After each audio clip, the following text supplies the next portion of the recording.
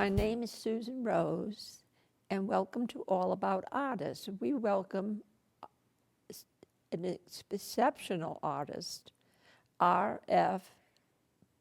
Pangborn. Welcome to the show, R.F.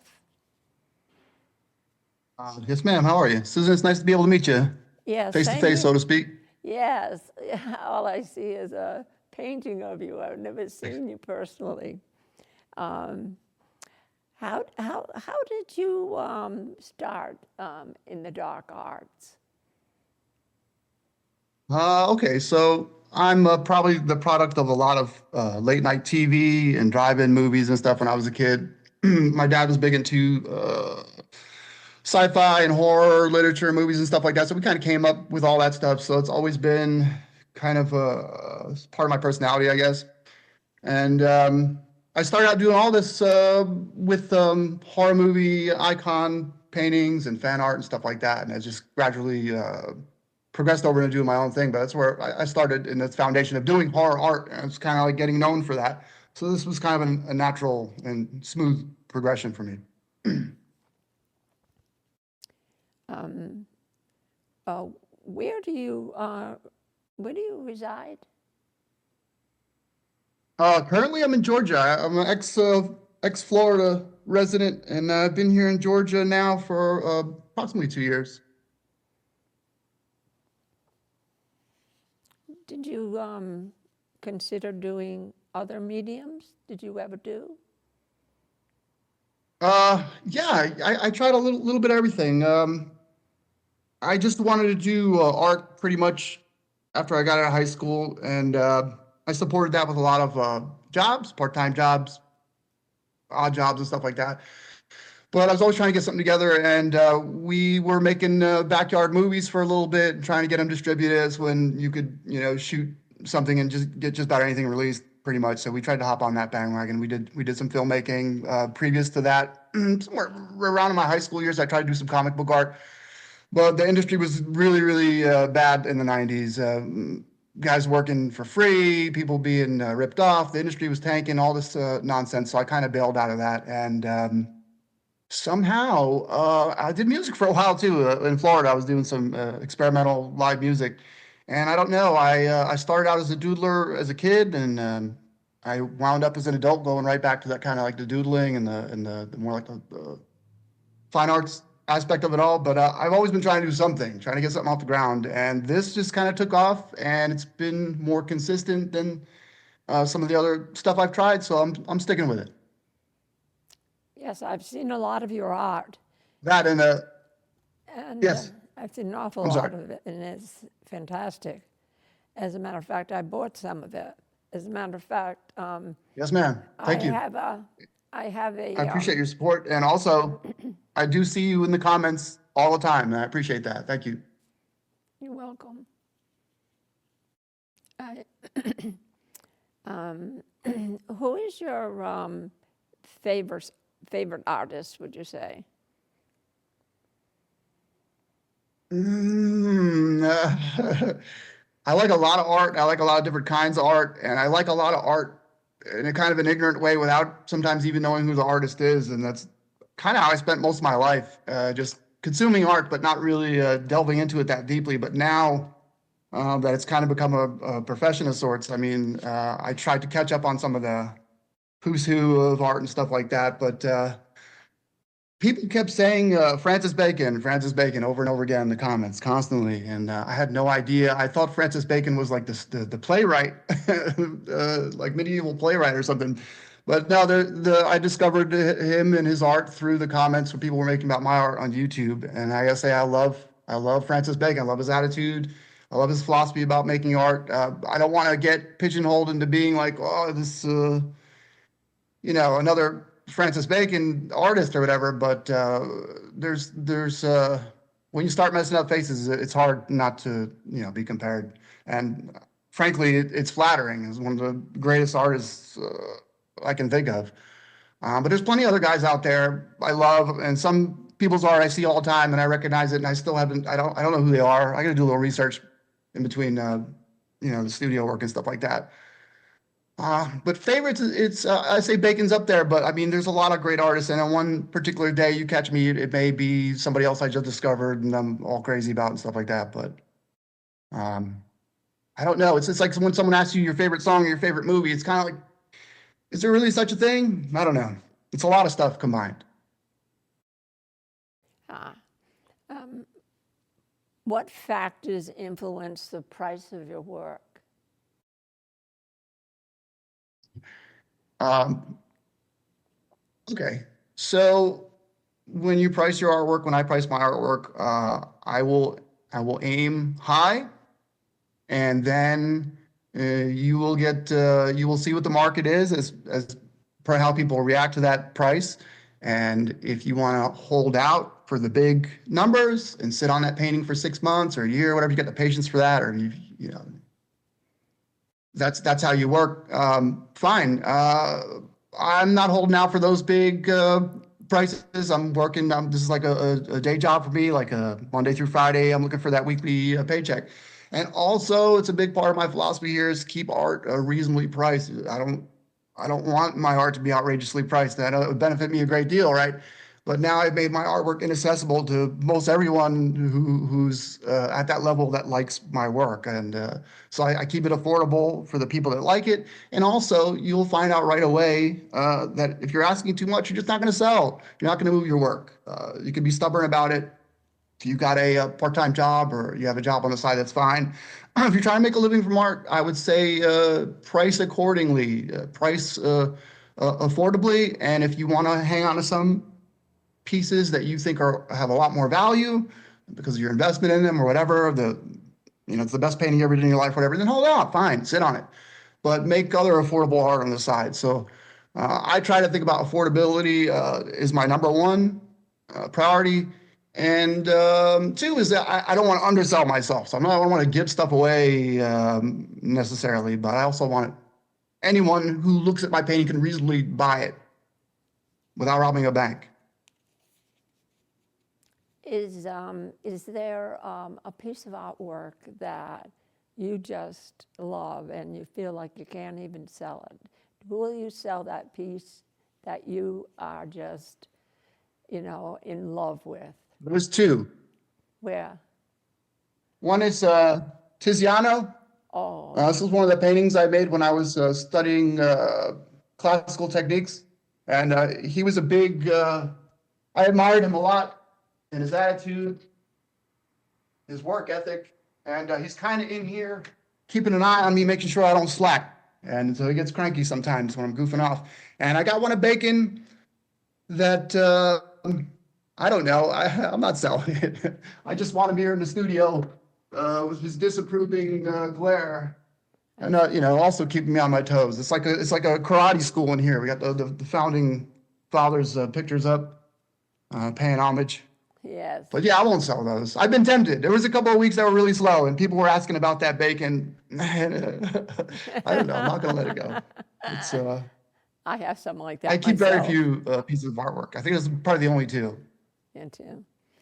Well, I must say that your prices are really reasonable. I think more than reasonable. I'm wondering if Thank you. why does your artwork sell so much on Facebook? I mean, Oh, I have one here in front of me that I thought was for sale, and I found out later it didn't say for sale, and that's the one, and I loved it, and well, and thank you then for this, that presentation you gave that piece. Thank you. It's I rarely get to see them framed or getting the treatment like that, and I really appreciate that. I always picture they're just being thrown on a shelf somewhere or in a cabinet. I don't know, somebody's closet. I had to make a copy today because the frame that I have this one in is so big that I mean it's like this tall, and this didn't come out as well. But you can't see the end of the arms as much,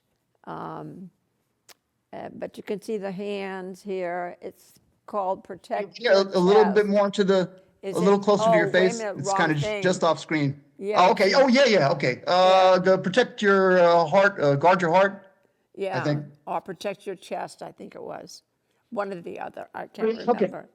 But Thank you. I fell in love with it because I love that little circle here instead of the eyes.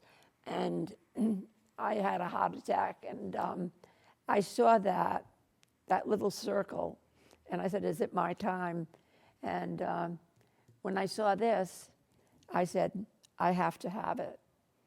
And I think that's part of. I'm glad you find some connection with it. Is that part of why I think you sell so much? Is that people relate to your paintings, something that's within them, an emotion, or is it I hope just, so. I hope so. Um, it definitely, aside from, making a couple bucks, you make a couple bucks off a piece. It's like going to put a couple hours in a job, and you make that money and it's gone, and the painting's gone and all that. But that any of these paintings mean anything to anybody or touch somebody on that personal level or give anybody any kind of catharsis, that's a huge deal to me. It's a big deal, and that means a lot. I appreciate those words. RF, can you tell us more about your process? What would you like to know? I'll tell you anything. Okay. I noticed you do like charcoal, and is that charcoal that I see? I don't know about your process. Okay, I got three mediums I'm working in Oh, now, three and one of medium. them is charcoal and chalk, and on paper. I started doing acrylic on paper, probably my favorite out of everything I do. And then I'm also doing the oil paintings on canvas and canvas panel. So I try to do all three, and I try to rotate because I know there's people that like one thing over another thing, and they're waiting for another oil painting to come out or whatever like that. So I try to keep all three going. But I think acrylic on paper is my favorite. Charcoal's close second. Oil. Sometimes the results are amazing and well worth the trouble, but man, it's a mess, and it's a greasy mess. And I don't know. I probably have the most trouble with oil out of everything because I can't lock down. I depend a lot on chance and happenstance and accident and nature, natural mark making and patterns. And when you nail something like that in oil, you splash some paint or you scrape it, and it's just right. It's just perfect. You found that moment, but now you're not done with the painting. There's other layers that got to go on and whatnot, and so you have to be very careful around that area. And you wind up probably painting over it or rubbing it or something like that. For me, I lose a little spontaneity. I lose some of the unpredictability that I can get out of acrylics and also charcoal. Taking swipes and making random marks and then having them stay there permanently as I work on other stuff. It's really important. But, oil does sell though. I'm not going to stop making oil paintings, and I feel it's kind of a challenge too. I have to really get my oil skills up there to where I look forward to doing it more than I do now, I guess. How can, RF, how can your audience get in touch with you? Um, I have two public pages out there. Anyone can DM me and does. People, uh, we talk about all kinds of things on DM. Any random stranger can text me there. It's not a big deal. You buy a painting, you'll notice my email address is on there, my phone number is on there. I stand by that. You may call here and get an answering machine, but I'll eventually talk to you. You're a supporter. If you want to talk to me, you can. It's fine. I've had people call the house before. Yes, also, when I got the first painting, I noticed on the back how professional the document you made as your signature, and what would you call that? A certificate of Certificate, authenticity, that's and what I'm mine are thinking really of. cheesy compared to some other people's. It's the bare minimum, but I like to give you something. So, in case you want to have the painting appraised or you want to move forward with it in some way, you have some proof behind it there. And those people could call me too if they want. It's fine. That was Um, a mentor of mine told me to start doing that, so I did, and I think it's a good idea. do you exhibit your It's work? another aspect of Oh, standing sure. behind your work. Exactly. Do you exhibit your work at all? At the Yeah, of course. shows? What I don't shows? aggressively seek out galleries, at least not right now. There was a time when I was doing that early on, and I'm fortunate enough now where I have some kind of presence online where people from time to time. It's not every week or whatever, but people from time to time will ask me to participate in a show, and of course I will. Yeah. And I would suggest that to any of you out there, if you're afraid to get your artwork out there, just say yes to all these things. Get it out there. Um, it's important to be online, and it's important to be seen elsewhere in the outside world. People know you're real, and that includes showing up to the occasional interview. A little Zoom call action, guys. And I have incredible anxiety. Let me tell you. But I've gotten used to doing stuff like this. It's not as bad as it used to be, and the more you avoid it, you're going to shrink. Your little franchise is going to shrink, and your audience is going to shrink. And honestly, people don't care if you're awkward. People know I'm awkward. They know I have social anxiety or whatever, and it doesn't seem to make a difference. People still want to talk to me, so get out there and do that. And gallery shows, wherever you have an opportunity to make your presence known, and someone's not asking you to pay for it, do it.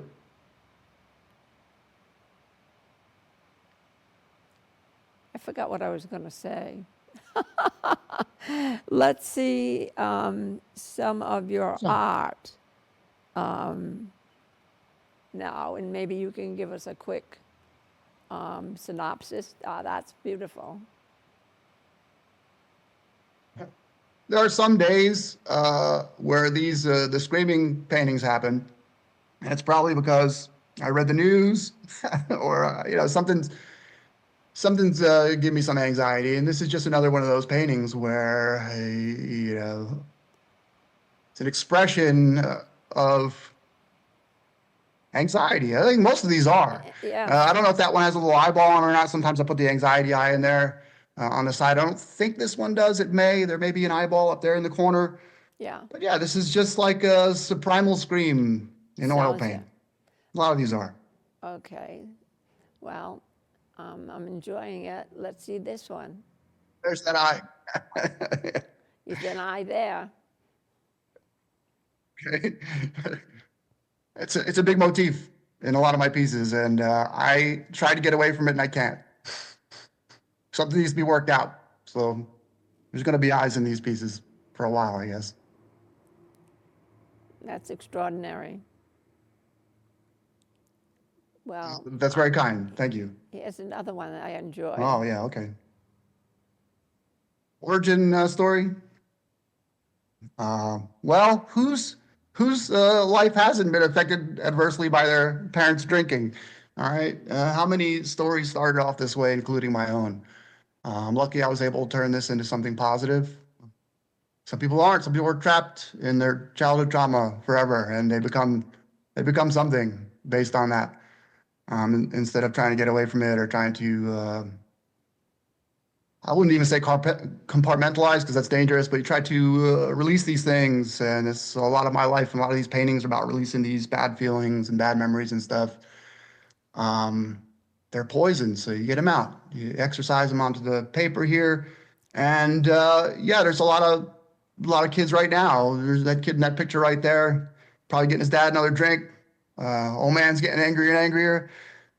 This is a little piece of Americana, Yes. pretty much. Well, I'm enjoying this. So let's see another one. Likewise, Oh, likewise. I love this.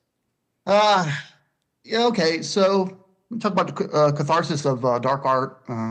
and it's the main value for this for me. And there's no other art that really lets you get away with just putting ugly things on the painting and walking away from it at the end of the day, which is really cool. And this isn't so much an ugly painting. This is one of the softer ones, and this was probably in the year following my brother's death. And it's I think the title of this one is "Remember Me But Let Me Go," and it's I don't know. I'm still kind of early in the grieving process for me to be talking about this being something that I've successfully dealt with. I'm still dealing with it, and this painting was part of that. This made me feel better, of course. But yeah, people disappear out of your lives, and some part of them still clings to you. And then there's a part of you that doesn't want to let that go.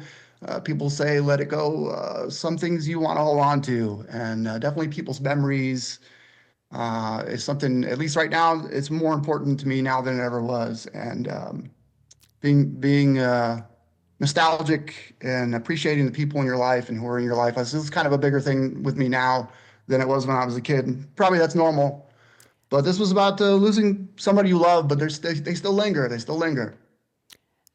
I noticed that you title your work. I like that. Some people title, some people don't title, but I I don't think blame it people for not titling. complements. I like your It's fine. titles. It's the painting is one thing. If I sit in front of the painting on a good day, I know it's going to get done. It's not always like that, but on a good day, painting's going to get done. I'm not worried about that. I'm more worried about the title.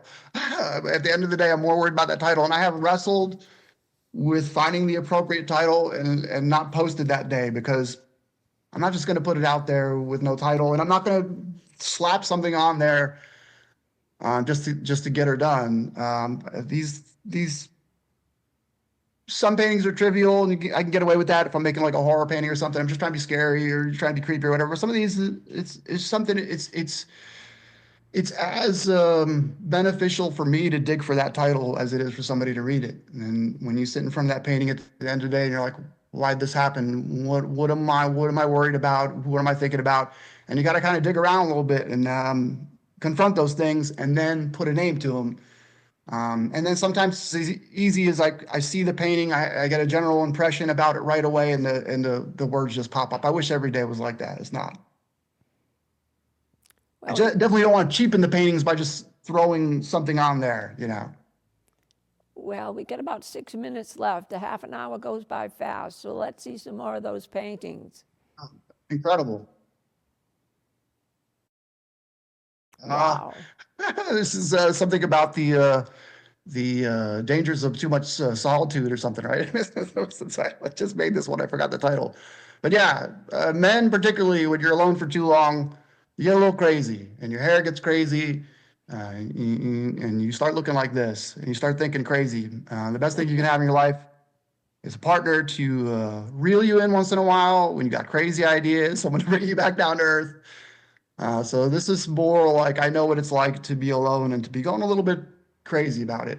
Those days Great. are far behind me, thank God. But too much solitude is great, and too much solitude can have an adverse effect of its own. What You need about, to bounce things off human beings. well, here's another one. Dark Age, I think. This is an old one. I was on a kick about, I'm always on a kick about all the same stuff, but this was more about human aggression that year. I think I was pretty disgusted with the behavior of people in general, and people being dangerous animals and all that stuff. There's a number of paintings I did during this time frame that make people look very scary. Uh, this is one of them. Okay. Well, we got about 4 minutes left, so I think we should still see some of your paintings, don't you? There's another Oh, one. sure, whatever you like. Look for this. This is on the cover of a book of poetry coming out soon by Nathaniel Blackhelm. It's called Lothario, and he used this for the cover of that book. It's coming out on Amazon. What's the book thing on there? Kindle, I think. Okay, but anyway, this This painting is probably the most requested painting I've ever made. So many people asked about this painting even years after it's been sold and whatnot. And I don't know what it is that struck everybody about this. Is the pose that I don't do a lot of figurative work and it's a figure, but something about the well-dressed man psychopath, something like that. You can dress up the outside and be a social predator, but what's underneath is scary and gross. Something Yeah, like that. I that believe that sounds was the good. thing. Yeah. There's a couple like this, guys with fancy clothes on and stuff. Well, we got about 3 minutes. Another oldie. I forget the title on this one. I had just started to get into this thing of messing up the faces, but in a traditional way. We're trying to clean it up and neaten it up and stuff like that. So I was doing a few like this, and I like it a lot. It's just not as chaotic as some of the other stuff. It still has some of the chaos there, but the controlled stuff looks really good together. I don't know. I like this painting a lot. I wish I could make more like this. I'll try. It's got a little bit of both. It's got a little bit of everything in it. It's got the texture. I don't know how many we have. Oh, here's I another like a one. little finished, refined, a little unfinished, a little dirty, a little clean. Uh, Another one about this was during the pandemic, and I think this was about finding happiness in dark times, something like that. Yeah, there's still a smile on this guy's face, even though half of it's missing. And sometimes you see people happy under the most ridiculous, miserable circumstances. It says something about the human spirit. Um, I guess that was the crux of that. Like I said, it's been a while. We got about 2 minutes left. Another well-dressed guy, the Scorpion here, right? He's got the slick jacket on. This was probably I probably used some kind of glamour shoot photo reference for this. But yeah, slick, but dangerous.